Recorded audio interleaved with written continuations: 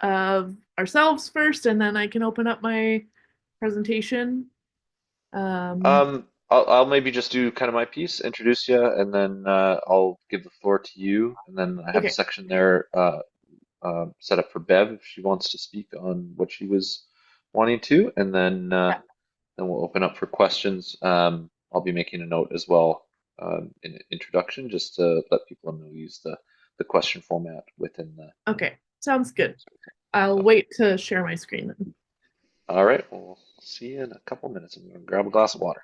Sounds good.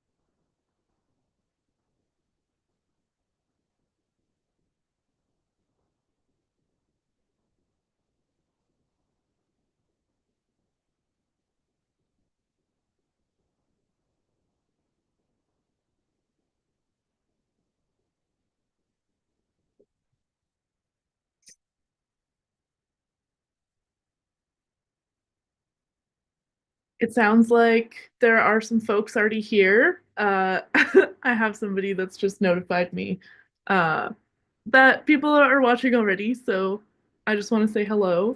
I think that Steve will be back shortly as our host, so just stay tuned. Thanks, everyone.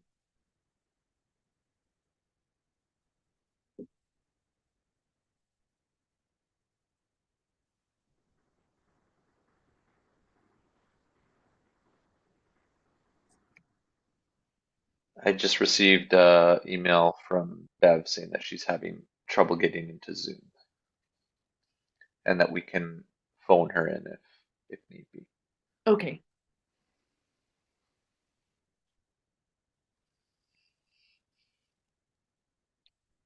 well, I'll let you get started, and then if we're able to have Bev join, that's great. All right. Yeah. So we'll get this show on the road. Hello, everyone. My name is Stephen Ford. I'm the manager of engagement with the Allied Arts Council here in Lethbridge. So what is this thing? This is one of our many professional development sessions we do throughout the year. Try and do them almost every month. And this one in particular involves traveling exhibitions. But before we get that started, of course, we're going to do a little bit of a land acknowledgement that we always like to do before these get going. I would like to say we like to acknowledge that we are on the lands of the Blackfoot people and Treaty Number 7, and we pay acknowledgement to the land and the stewards of the land. And with these land acknowledgements, I always try and make a point because at the end of the day, these are just words, and actual reconciliation involves more than words. So something you can do right now, easily in the next when you're off this call. Um, if you are anywhere on this side of the Old Man River here, maybe write a little email, give a call to your constituency.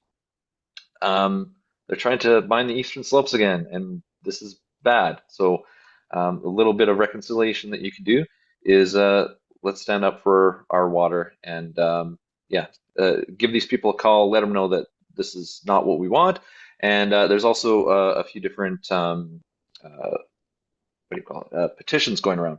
So sign those, do whatever you can, make us think about this because let's, protect our water, do right by our land. Yeah.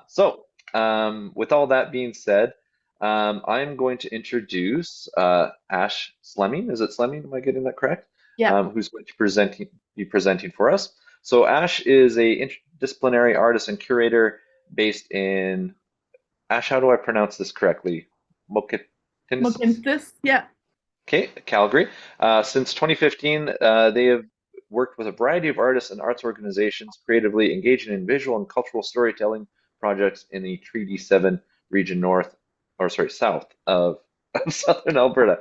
Ash is currently the manager and curator in the southwest region of the Alberta Foundation for the Arts Traveling Exhibition, TREX, program in Alberta and has developed programming and exhibitions with Alberta Printmakers, Alberta University of the Arts, Coloring It Forward, Exposure Photography Festival, Alienworth Keir Gallery, and the Marion Nickel Gallery.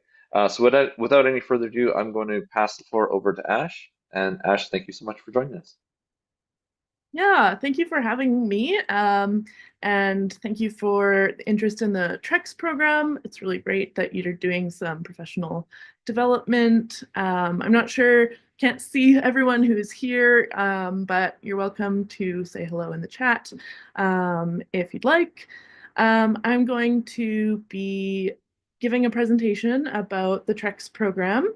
As Steve mentioned, I'm the program manager and curator for the Southwest region of the province. So I'll just be talking about the TREX program on the whole as well. And I hope that Bev Mazurek will be able to join us at some point as well. She is the vice president of the Alberta Society of Artists. So she may join us a little bit later.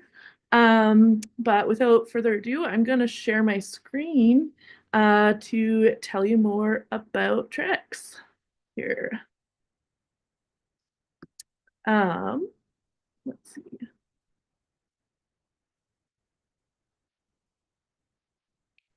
Hopefully everyone can see my presentation and maybe just give a little shout in the chat if you're having trouble hearing or seeing any of my slides, but hopefully tech will be on our side tonight. Nice to see some names that I recognize. Anyways, so the TREX program is a program put together by the Alberta Foundation for the Arts. They are our sole funder uh, in the province for the TREX program. And it was started actually quite a long time ago in 1980.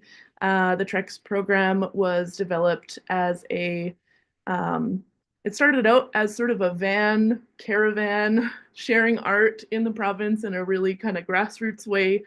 And so in 1980, yeah, they just decided that they wanted to share more of their provincial collection, which had been developed kind of in the 70s. They started acquiring work in the 70s. Let me just check. Digitally joining. Can everyone see my slides? Bev is just saying can't see the visuals. Um, Screen sharing is paused. Oh, some people can see it. Let's take a look. It looks like it's share. Okay, it looks like it's working out okay. But yeah, so the TREX program is a long-standing program, and I'm really excited to be able to share a little bit more with you.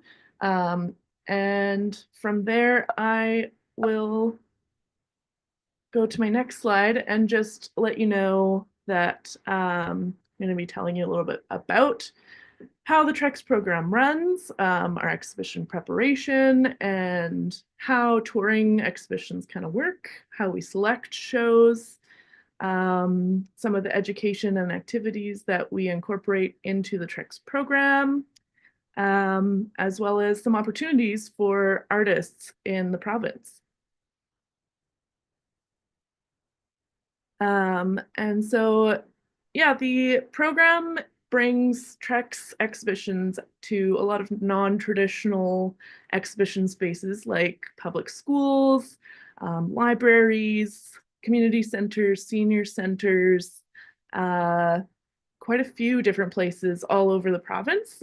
And I think this is a really great way to bring art into communities that don't necessarily have an art gallery or somewhere where they can access professional art and see that it's a really great industry, that you can actually, be a professional in the field of art. There are so many creative pathways that people can take, and the TREX program really kind of creates a uh, avenue for people to explore that and understand what that can look like for them. The TREX program is split into sort of four quadrants of the province, and each of the regions is managed and administered by different organizations. So the Art Gallery of Grand Prairie runs the northwest part of the province, and the Art Gallery of Alberta runs the sort of central and northeast part of the province. Alberta Society of Artists is where I work for the southwest part of the province, and the Esplanade Arts and Heritage Center manages the southeast part of the province. And each of these regions kind of manages actually about 75 to 100 exhibition bookings a year. So every month we have about 8 to 15 different exhibitions that are kind of touring to a variety of different venues. And so they're, yeah, month to month, about 8 to 10 shows kind of moving along and going to a variety of different venues across the province. This means that when we do our attendance numbers every year, we actually get about like over 400,000 viewers to see these amazing exhibitions of Alberta artists at a variety of these different, like, yeah, schools and public spaces. Um, as part of the TREX program, we also do artist visits and workshops. So each of the regions will work with artists that are part of the TREX exhibitions to have these artists visit some of the centers that are hosting shows. So Christine Zingeler, for example, did a collage workshop with an elementary school. Santosh Kurthawada with Inseparable Fragments did visual storytelling, kind of artist talk and presentation, talking about his work. Elsa Robinson, as part of Bring a Folding Chair, did some workshops as part of Black History Month. And the TREX space in Medicine Hat also does a number of different public workshops and hosts a variety of different events. As part of each of our exhibitions, we also develop educational guides, and these are meant to help venues access some of the themes and ideas in each of the exhibitions, since we don't always visit every single site. There's usually only one or two staff in each of the regions, and so we do our best to equip the venues with uh, educational material and didactics and activities that they can then actually um, engage their audiences with. So they might look at this guide and develop their own artist talks and workshops with their audiences. So every single one of our exhibitions comes with one of these guides, and we kind of often will work alongside the artists to develop them in tandem with our kind of curatorial visions of what each exhibition might look like. And touring TREX shows. So part of this talk, I wanted to share a little bit about what touring shows looks like. If you're an artist, a lot of the time you might be curious about, if you've never toured your work before or had a show go to multiple venues, you might be curious about what that entails, or how to think about, proposing work for exhibitions. So I'm going to talk a little bit about that. With TREX shows, we always put a lot of consideration into framing and creating the shows in ways that will keep the art safe for 2 to 3 years. So we tour each of our shows for at least 2 years, some of them three. Uh, and so we definitely want to make sure that they can, last the duration of the tour. So I'll talk a little bit about that and how you might also think about that for your own practice as an artist. Um, as part of framing for TREX shows, we work with either in-house preparators. Some of our regions have gallery preparators who work full time, and they might also have framers that work full time within their gallery, so they can assist with framing for their shows. In the Southeast region, we actually work with a local framer, Impact Framing, sometimes Resolve Framing.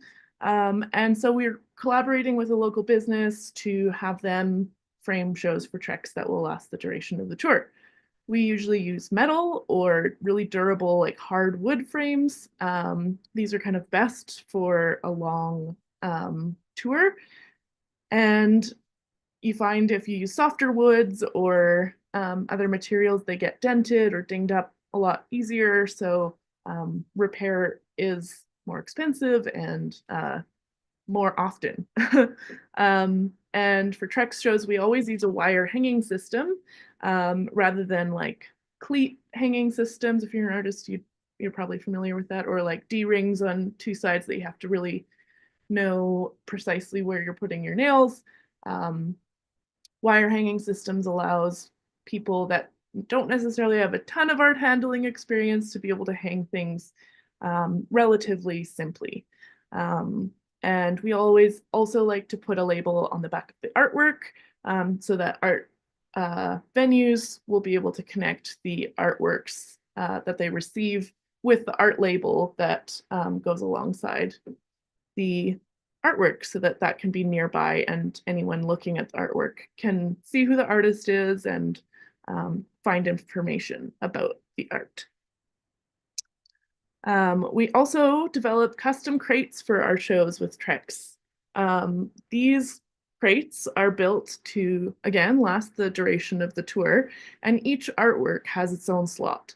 Um, if you're touring your art internationally, or um, even if you're just shipping one piece of art to a gallery across the country, shipping artwork, you want to make sure it's safe. So these are the kind of crates that often artists will commission somebody to help them make or learn how to make themselves to be able to ship artwork with longevity in mind.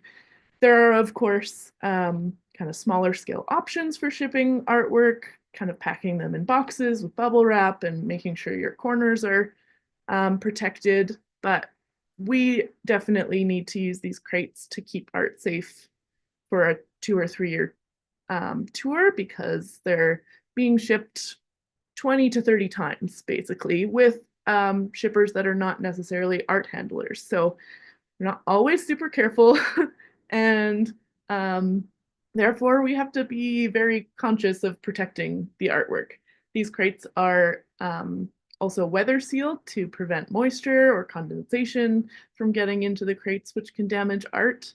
And they're also kind of built with dimensions in mind so that venues receiving them can, lift or move them with two sort of volunteers or people without it being too cumbersome. We try to put handles on them or ways for them to lift them.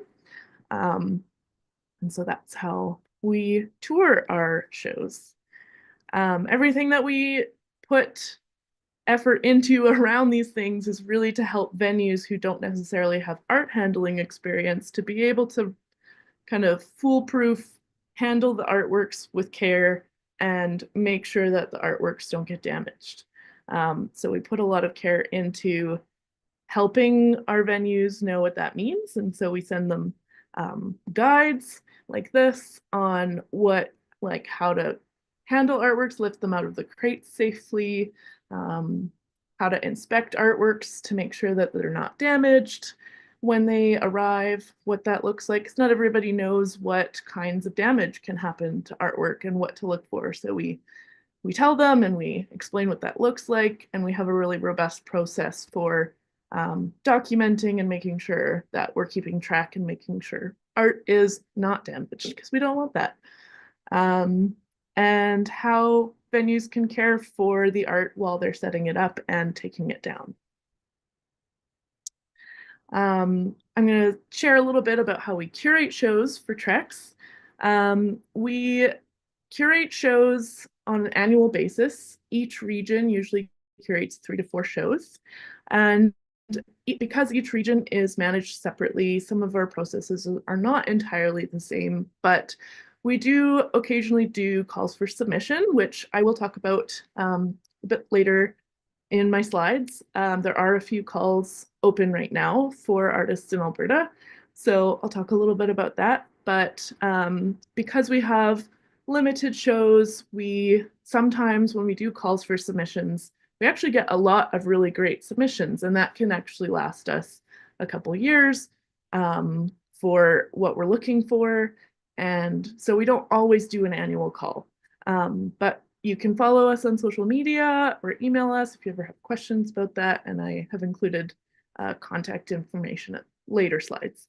But with this, I'd like to talk also about how our exhibitions are curated and selected with educational themes in mind. So because our primary venues are schools and libraries, the mandate for the Alberta Foundation for the Arts with our program is to connect the TREX exhibitions with Alberta curriculum. And so this can mean a lot of different things. Art has a lot of connections with math and science and English, as I'm sure many of you can connect.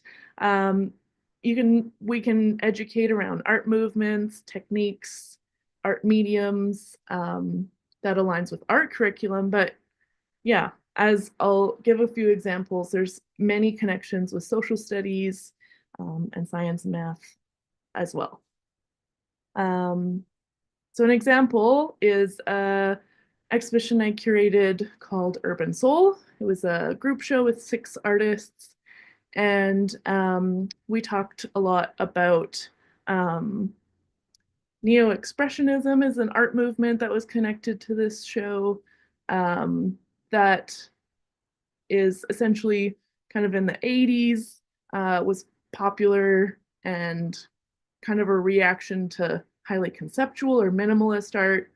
People wanted to kind of revert, not revert, but look back at some of paintings like Van Gogh and Claude Monet, where there was a lot of artworks with very expressive um, painterly lines and color, um, and bringing some of that back into contemporary sort of use of those techniques.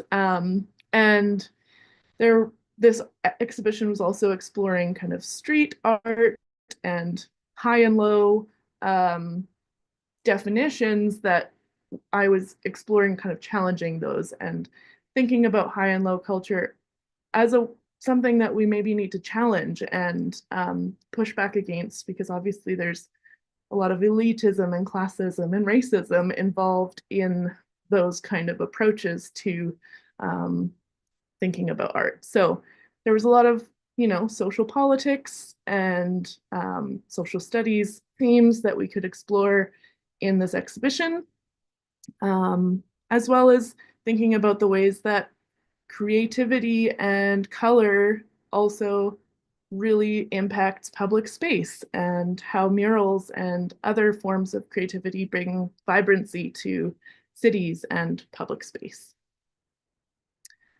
So another example of an educational activity that we did with this exhibition, Jean-Michel Basquiat is an artist that became really popular in the 80s, along with some of the pop art movements that were happening with like Andy Warhol.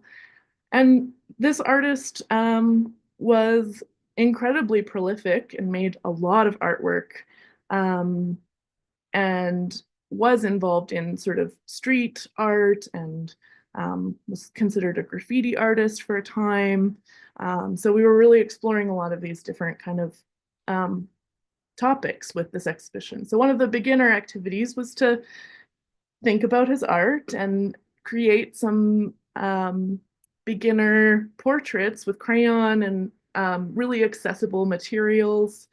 that venues would be able to kind of create activity around. So that's just an example of a way that we connected some educational themes to an exhibition. Another example uh, was an exhibition by Rocio Graham called Between the Cosmos. And this exhibition was pulling themes around botanical science as well as astronomy and stars and the ways that seeds and the small scale and the microcosms are related to also really bigger things and bigger mysteries um, and so this one had a lot of themes that we could connect to science, as well as photography, in that these artworks were all made with cyanotype, which, if you're unfamiliar, is a chemical, one of the earliest sort of chemical photographic processes that was developed. And so we were able to teach about that as well. So Rocio Graham and I collaborated on the education portion of this exhibition, where she took photos of some educational activities, such as teaching the cyanotype process, creating some botanical planet sculptures, and botanical holograph printing, where you create a plate, a printing plate, gluing various materials onto the cardboard or printing plate, kind of, and then printing actually with those textures. Um, all of it kind of intended to have people thinking about getting curious with nature, connecting to nature, um, being more mindful of our connection to nature. Yeah.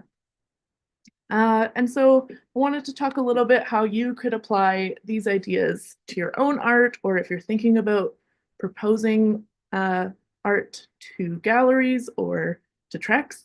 Um, if you are hoping to have a solo show, for example, travel with TREX or um, in other programs, if you're wanting something to tour and you're wanting to promote your work more in that kind of realm, it's a good idea to think about your work in terms of cohesive themes or bodies of work where you develop 10 plus pieces of art that kind of are tied together by some sort of cohesive framework.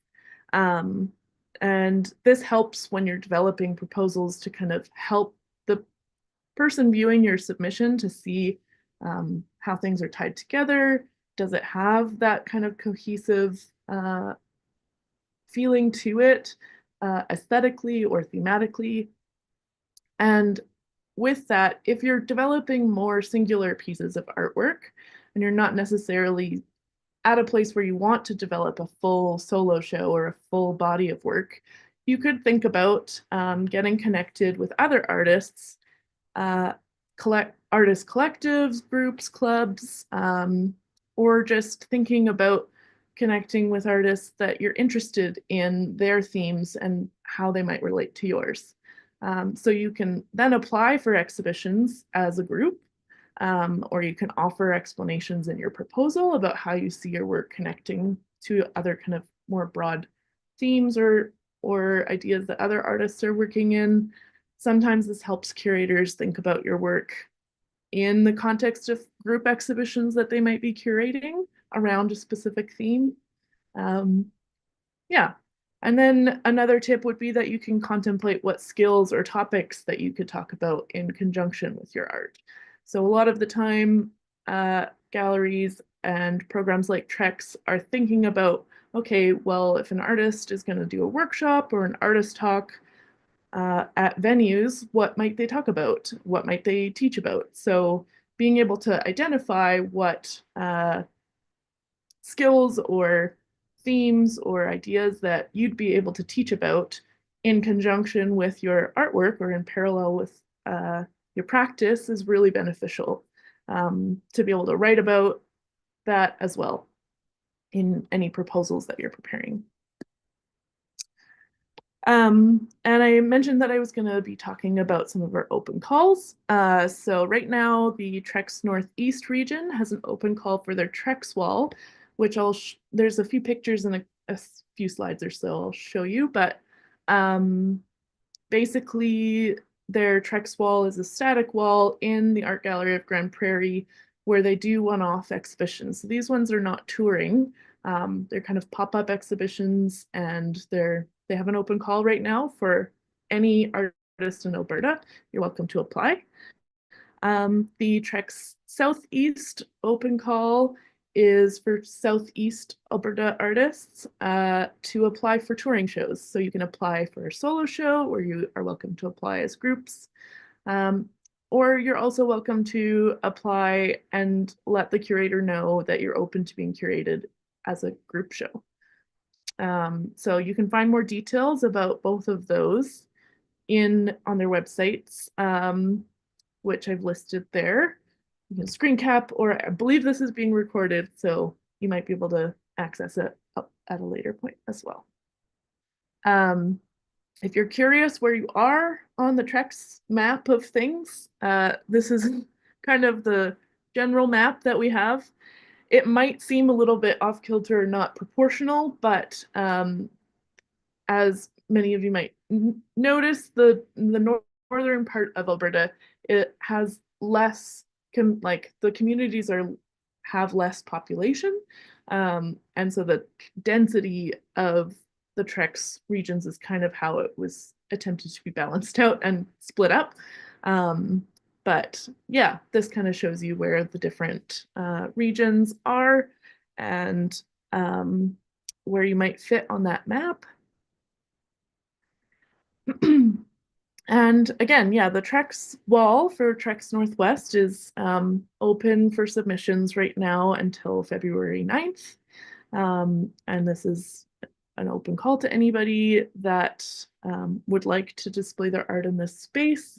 And if you want more details on what those submission requirements are, you can go to their website and take a look. The Southeast open call, again, is for touring exhibitions based in the southeast part of Alberta. And the deadline for that is February 28th. So you have a little bit more time for that one. And again, you can go to their website if you would like to learn more about the submission guidelines for that. And yeah, if you want to connect with any of the different TREX regions, you can go to our website. You can connect with us on Instagram. And yeah, if you have any questions, you're welcome to pop them in the chat. We'll have some time at the end as well. And that's about all I have for my portion of the presentation. I did want to thank the Alberta Foundation for the Arts for making the TREX program possible. And thanks to the Allied Arts Council for hosting this presentation tonight.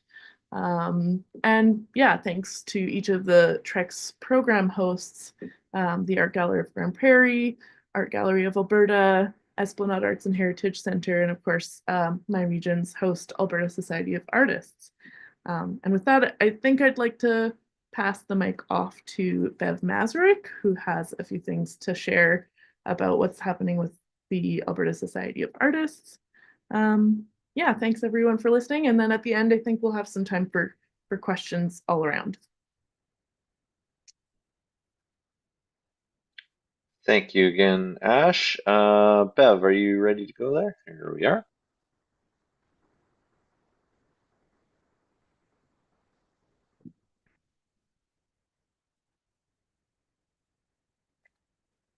I think you've got to unmute there, Bev.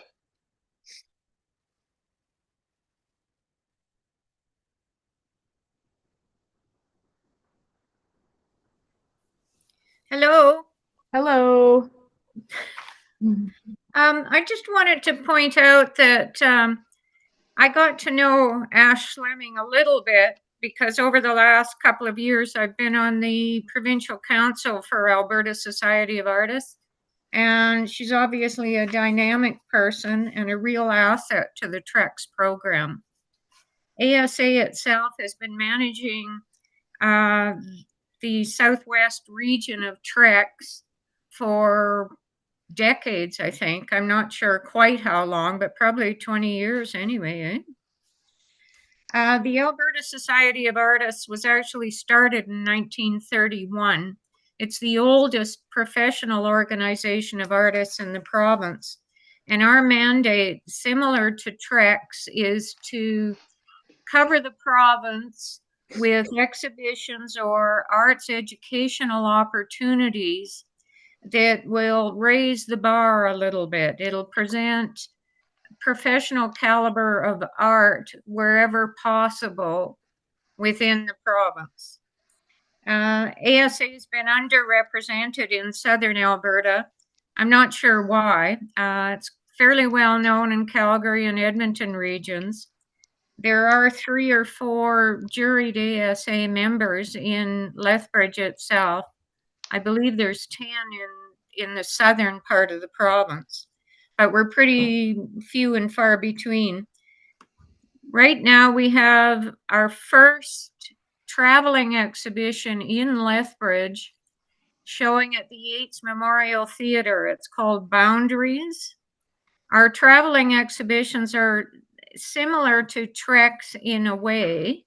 They're themed, professionally juried and put together, and they go to some venues in the province, such as the Crow's Nest Pass Gallery. We have a contract with them to present exhibitions once a year. We present exhibitions at the General Motors dealer in Drumheller.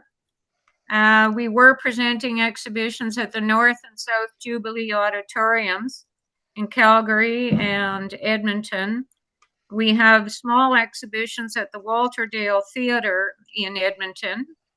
And according to my last conversation with the Allied Arts Council in Lethbridge, we will be having a traveling exhibition in Lethbridge every other year, most likely at CASA, sometimes at the Yates Memorial Theatre. The exhibition of Boundaries that's on at the Yates now is available to view up until April 30th.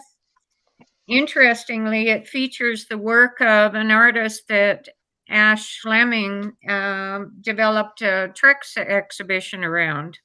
David Harrison has palimpsest, I believe is the pronunciation of the word. I had to look it up.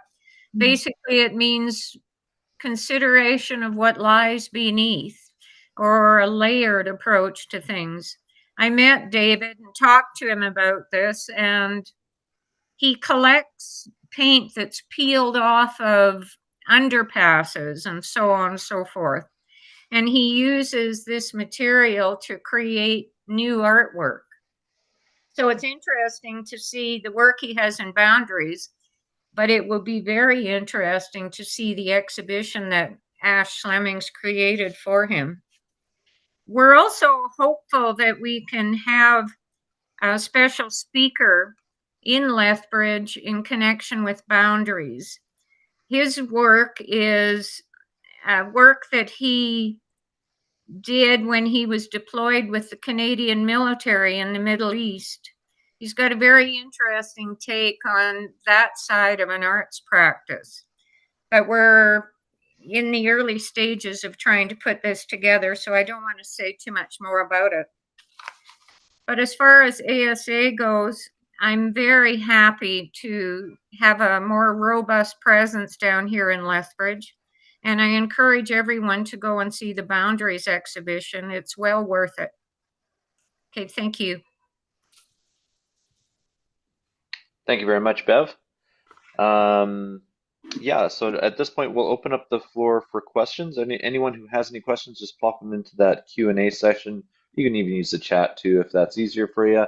And yeah, we'll open up the floor for questions for Ash.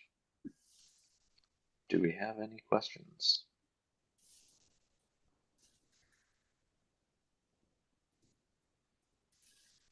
We have a hand raised. Oh.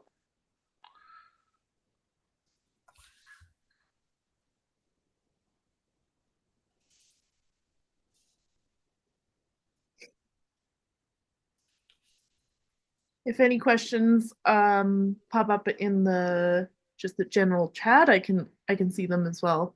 Um, Lost the chat.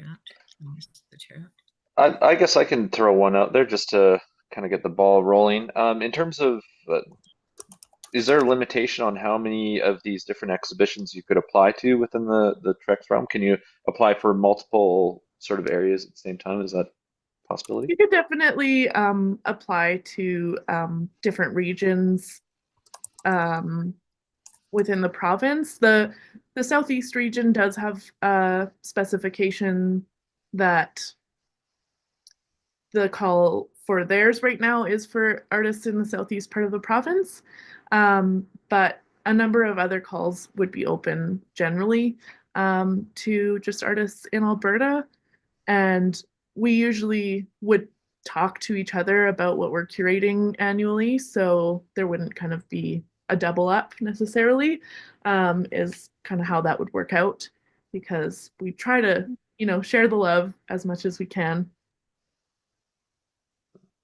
Awesome. A question here. Do we have a photo of the wired hanging system? Not sure they understand. Mm.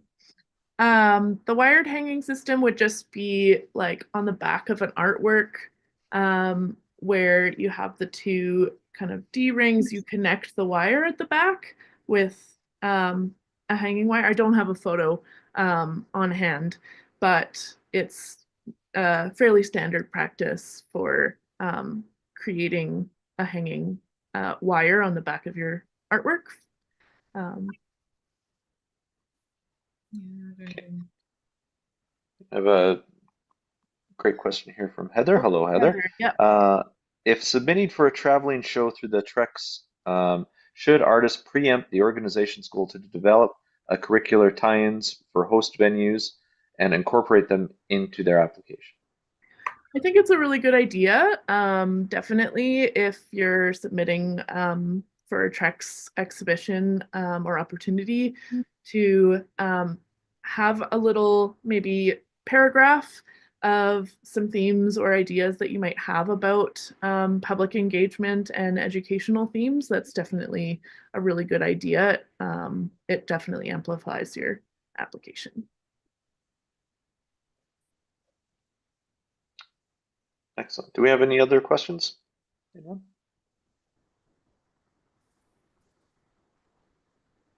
Oh, there we go.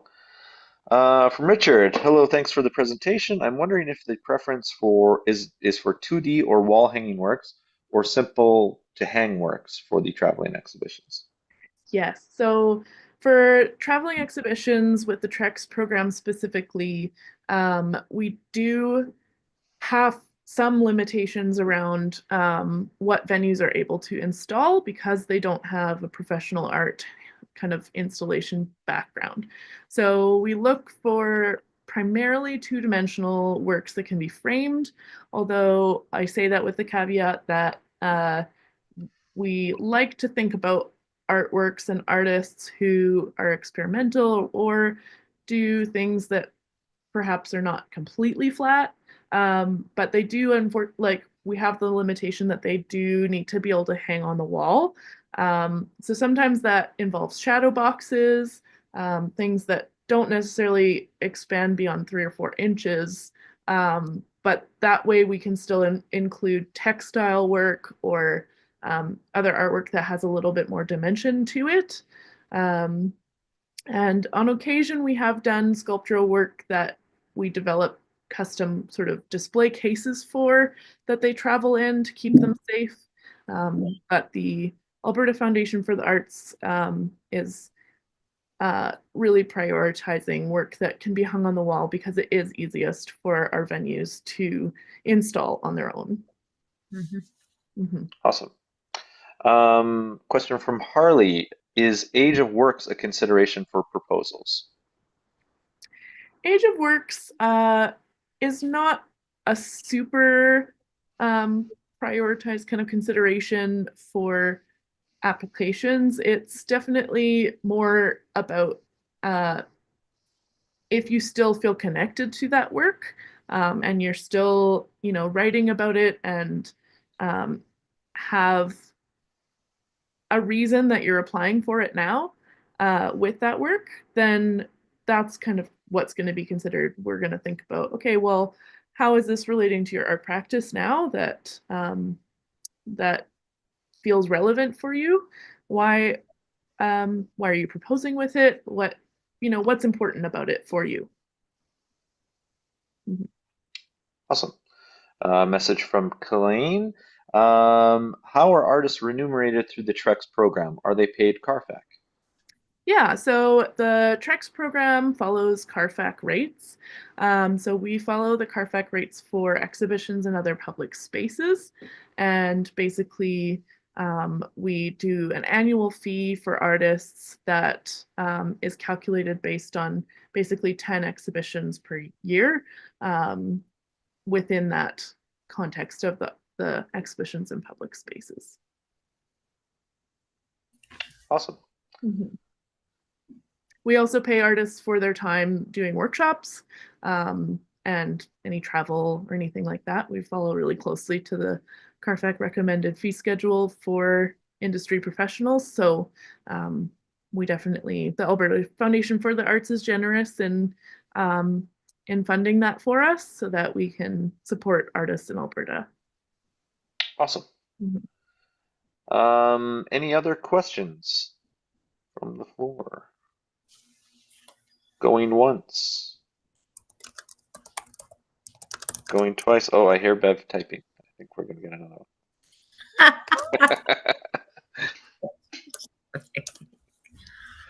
You can mention. Bev would like to mention something. Go ahead, Bev. Well, what, excuse me. Obviously, I'm not a skillful public speaker. What Alberta Society of Artists is focused on, as well as traveling exhibitions, is we now have our own gallery in Calgary. And it's got a main gallery space, it's got a mezzanine space. We invite submissions from artists anywhere in Alberta. There's no cost. It's evaluated by a jury of professionals. The calendar's developed. There is time in the calendar given over for a student exhibition once a year. And that's held in conjunction with a very modest scholarship program that we have for university students in the arts. The student exhibition runs for a couple of months in the spring, normally, I believe, Ash? Yeah. Yeah. So And yeah. we also have a brand new program that I'm really proud of. We have an artist in residence creative program now, which 2024 was our first year for that initiative. We're doing it again this year. I believe it'll be in probably September. I'm not sure when it's slated, but calls for submission for that program are ongoing at the moment. We're also accepting applications right now up to March 1st for new juried memberships. The application fee to become an ASA juried member is only $40, and that amount goes against your first year's annual fees if you are accepted. Mhm. And we'd certainly welcome any aspiring artists that want to join. Thank you. Wonderful. Thanks, Bev.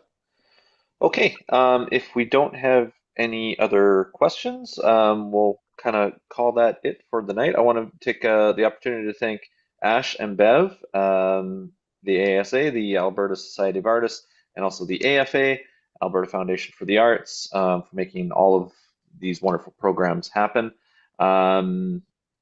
Yeah, so we'll be doing another one of these artwork sessions first week of March. That next one's going to be relating to tax considerations for artists, so keep your eyes out for that. And the best way to kind of stay involved and kind of know what's going on with all the things that Allied Arts Council of Lethbridge is doing is to sign up for a membership, which is free for artists. So just go to artslethbridge.org. You can find a bunch of resources also there, links to grants and all that kind of stuff.